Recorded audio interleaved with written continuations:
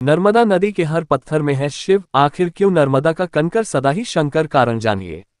नर्मदेश्वर शिवलिंग के संबंध में एक धार्मिक कथा है। भारतवर्ष में गंगा, यमुना, नर्मदा और सरस्वती ये चार नदियां सर्वश्रेष्ठ हैं। इनमें भी इस भूमंडल पर गंगा की समता करने वाली कोई नदी नहीं है। प्राचीन काल में नर्मदा नदी ने बहुत वर्षों तक तपस्या करके ब्रह्मा जी को प्रसन्न किया। प्रसन्न होकर ब्रह्मा जी ने वर मांगने को कहा। तब नर्मदा जी ने कहा, ब्रह्मन, यदि आप मुझ पर प्रसन्न हैं तो मुझे गंगा जी के समान कर दीजिए।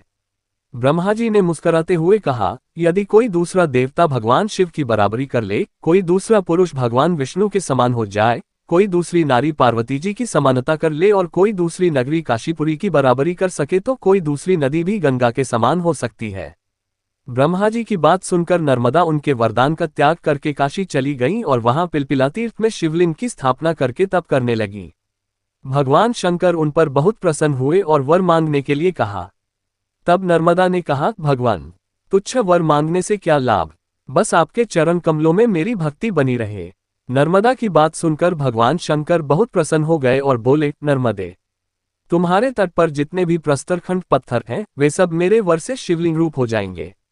गंगा में स्नान करने पर शीघ्र ही पाप का नाश होता है। यमुना 7 दिन के स्नान से और सरस्वती 3 दिन के स्नान से सब पापों का नाश करती हैं, परंतु तुम दर्शन मात्र से संपूर्ण पापों का निवारण करने वाली होगी। तुमने जो नर्मदेश्वर शिवलिंग की स्थापना की है वह पुण्य और मोक्ष देने वाला होगा। भगवान शंकर उसी लिंग में लीन हो गए। इतनी पवित्रता पाकर नर्मदा भी प्रसन्न हो गई। इसलिए कहा जाता है, नर्मदा का हर कंकर शंकर है।